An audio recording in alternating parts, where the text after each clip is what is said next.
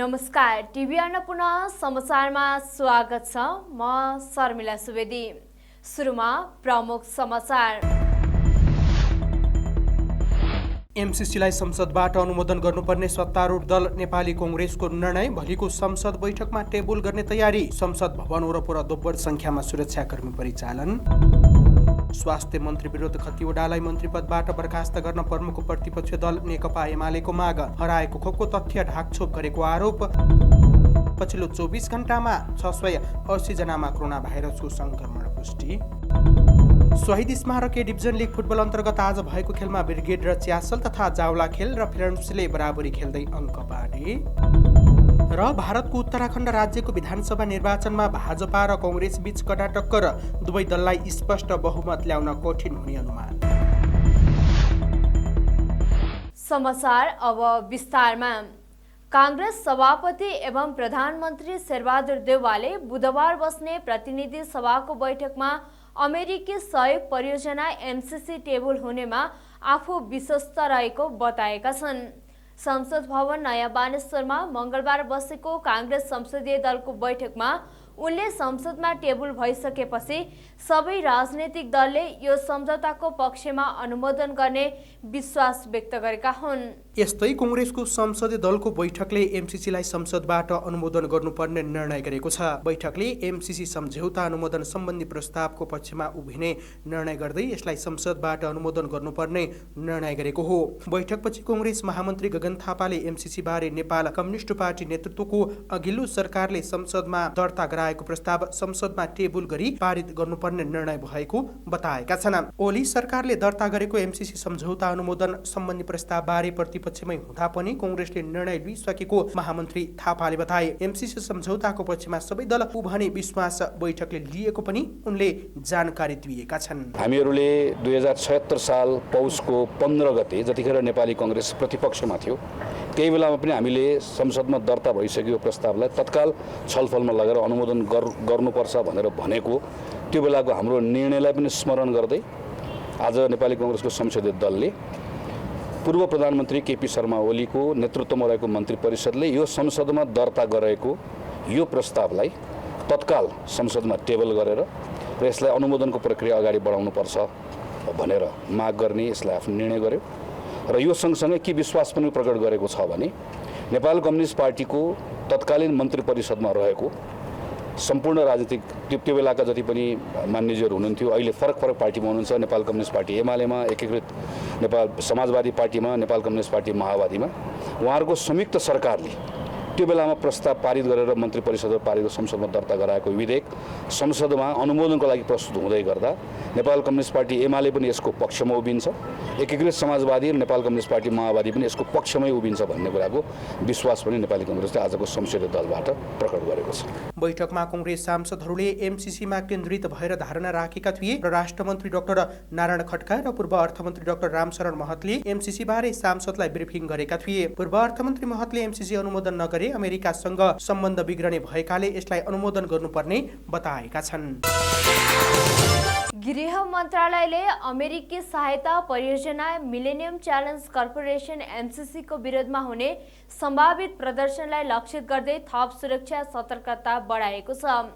सरकारले भोलिको प्रतिनिधि सभा बैठकमा एमसीसी टेबल गर्ने तयारी गरेपछि गृह मन्त्रालयले उपत्यकाका 3वटै जिल्ला र विशेष गरी नयाँ बानेश्वर स्थित संसद भवन वरपरको क्षेत्रमा सुरक्षा सतर्कता बढाएको हो। एमसीसी को विरोधमा संसद भवन अगाडि दिनहौ जसो मसाल जुलुस निकालेर प्रदर्शनहरू भइरहेका छन्। नयाँ बानेश्वर स्थित संसद भवन वरपर आजदेखि सुरक्षाकर्मीको संख्या दोब्बर बनाइएको छ। गृह मन्त्रालयका अनुसार प्रभावकारी ढंगले सुरक्षाको बन्दोबस्ती मिलाइएको छ। गृह मन्त्रालयले समेत 3वटै जिल्लाका प्रमुख जिल्ला अधिकारीलाई जोखिम पहिचान गरी सही बमोजिम मजबुत सुरक्षा प्रबन्ध मिलाउन निर्देशन दिएको छ। संवेदनशील क्षेत्रको पहिचान गरी सही बमोजिम सुरक्षा सतर्कता अपनाइएको छ। गृह मन्त्रालयले संसद भवन आसपास विरोध र जुलुस हुन सक्ने भन्दै त्यसतर्फ सचेत रहन 3वटै सुरक्षा निकायलाई निर्देशन समेत दिएको छ। गृहले नेपाल प्रहरी, सशस्त्र प्रहरी बल र राष्ट्रिय अनुसन्धान विभागका सुरक्षाकर्मीलाई हाई अलर्टमा राखेको छ। प्रमुख प्रतिपक्षी दल नेकपा एमालेले स्वास्थ्य मन्त्री विरोध खतिवडालाई मन्त्री पदबाट बर्खास्त गर्न माग गरेको छ। एमालेका स्वास्थ्य तथा जनसङ्ख्या विभागका प्रमुख योगेश भट्टराईले एक विज्ञप्ति जारी गर्दै मन्त्री खतिवडाले 24 लाख खोप हराएको तथ्यको ढाकछोप गर्नुका साथै खोप खरिद गरेर लगाएको भनेर झुटो अभिव्यक्ति दिएको भन्दै बर्खास्त गर्न माग गरेका हुन्। कोभिड-19 रोकथाम र नियन्त्रणका लागि सरकारले अनुदानबाट प्राप्त गरेका र खरिद गरेका खोपहरूमध्ये 24 लाख खोप हराएको तथ्य ढाकछोप गर्ने प्रयासहरू भइरहेको भट्टराईको विज्ञप्तिमा दाबी छ।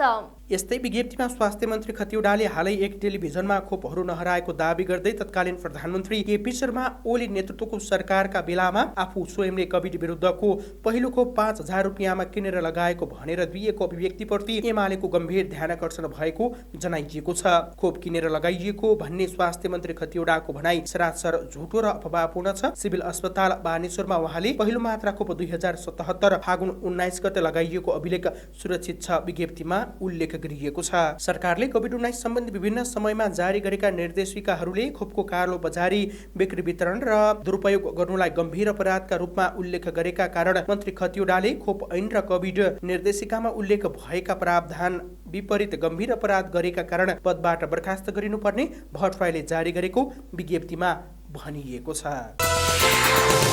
पछिल्लो 24 घण्टामा देशभर 680 जनामा कोरोना संक्रमण पुष्टि भएको छ। कुल 7095 जनामा कोरोना परीक्षण गर्दा 680 जनामा संक्रमण पुष्टि भएको हो। पछिल्लो समय कोरोना संक्रमित हुने भन्दा निको हुने दर बढ्दै गएको स्वास्थ्य तथा जनसङ्ख्या मन्त्रालयले जनाएको छ। मन्त्रालयका अनुसार पछिल्लो 24 घण्टामा मात्रै 1835 जना कोरोना भाइरस संक्रमण मुक्त भएका छन्। यससँगै देशभर सक्रिय संक्रमित 20,000 भन्दा कम रहेका छन्। अर्थात् आज देशभर 19,400 जना सक्रिय संक्रमित रहेका छन्। यसैगरी पछिल्लो 24 घण्टामा कोरोनाबाट 2 जनाले ज्यान गुमाएका छन्। यससँगै देशभर कोरोनाबाट ज्यान गुमाउनेको संख्या 11,902 जना पुगेको छ। हालसम्म देशभर पीसीआर विधिबाट भएको परीक्षणमा 9,74,039 तथा एन्टिजेन विधिबाट भएको परीक्षणमा 1,37,859 जनामा कोरोना भाइरसको संक्रमण पुष्टि भएको छ भने संक्रमित मध्ये 9,42,737 जना निको भएका छन्। यसैबीच पछिल्लो 24 घण्टामा 43,881 जनाले कोरोना विरुद्धको खोप लगाएका छन्। न्यायालयको शुद्धिकरण र प्रधान न्यायाधीश चोलेन्द्र शमशेर जवराको बहिर्गमनको माग गर्दै नेपाल बार एसोसिएसनले मङ्गलबार पनि विरोध प्रदर्शन गरेको छ। यसअघि सर्वोच्च परिसरमा विरोध गर्दै आएको बारले मङ्गलबारदेखि भने बारको प्राङ्गणमा विरोध प्रदर्शन जनाएको हो। न्यायपालिकाको गरिमा कायम राख्न नसक्ने विवादित प्रधान न्यायाधीश राजीनामा देऊ भन्दै कालोपट्टि सहित विरोध गरिएको बारले जनाएको छ। बारका अध्यक्ष चण्डेश्वर श्रेष्ठले प्रतिनिधि सभामा महाभियोगमाथिको प्रस्तावमाथि छिटो छलफल हुनुपर्ने र उचित समाधान निस्कने विश्वास व्यक्त गरेका छन्। न्यायपालिकाको पहरेदारको भूमिका बारले निभाएको भन्दै उनले आगामी दिनमा पनि न्यायालयको शुद्धिकरणका लागि निरन्तर कार्यक्रम गर्ने बताएका छन्। प्रतिनिधि सभामा विचाराधीन रहेको महाअभियोगको प्रस्ताव त्यो छलफल चाँडो होस् र त्यसबाट एउटा तार्किक निष्कर्षका साथ चोलेन्द्रको बहिर्गमन हुने निर्णय त्यहाँबाट होस् भन्ने कुरा नेपाल बार एसोसिएसनको तर्फबाट हार्दिक विश्वास गरिराखेका छौँ र यसको प्रतिवादको रूपमा अरू कुनै किसिमको न्यायपालिकालाई कमजोर बनाउने कामहरू कतैबाट पनि कुनै किसिमबाट नहोस् भन्ने कुरा पनि नेपाल बार एसोसिएसन हार्दिक अपिल गर्दछ। न्यायपालिकाबाट स्वतन्त्र निष्पक्ष स्वच्छ निर्भीक ढङ्गबाट न्याय सम्पादन हुनुपर्ने उनको भनाइ छ। अब खेल समाचार।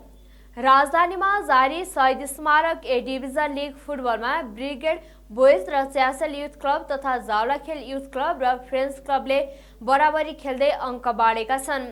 त्रिपुरेश्वर स्थित दशरथ रङ्गशालामा मङ्गलबार भएको खेलमा ब्रिगेड र च्यासलले गोलरहित बराबरी खेलेका हुन्। दुवै टोलीले पाएको अवसरको सदुपयोग गर्न नसक्दा गोलरहित बराबरी खेल्न बाध्य भएका हुन्। यस बराबरीसँगै ब्रिगेडले 11 खेलमा 7 अङ्क जोडेको छ। च्यासलले 11 खेलमा 6 अङ्क जोडेको छ। यस्तै साधुबाटो स्थित एन्फा कम्प्लेक्समा आज नै भएको अर्को खेलमा जावला खेल फ्रेन्ड्स क्लबसँग 3-3 गोलको बराबरीमा रोकिएको छ। जावला खेलका लागि लोइक एन्जिमले 2 गोल गरे। यस्तै रूपबहादुर लामाले 1 गोल गरेका थिए। फ्रेन्ड्सका जमौल एन्थोनीले 2 गोल गरेका थिए। नाउथिन जुड ग्रासियाले 1 गोल फर्काए। बराबरीसँगै जावला खेलले 11 खेलमा 10 अङ्क जोडेको छ। फ्रेन्ड्सले 11 खेलमा 7 अङ्क जोडेको छ। अब अन्तर्राष्ट्रिय समाचार।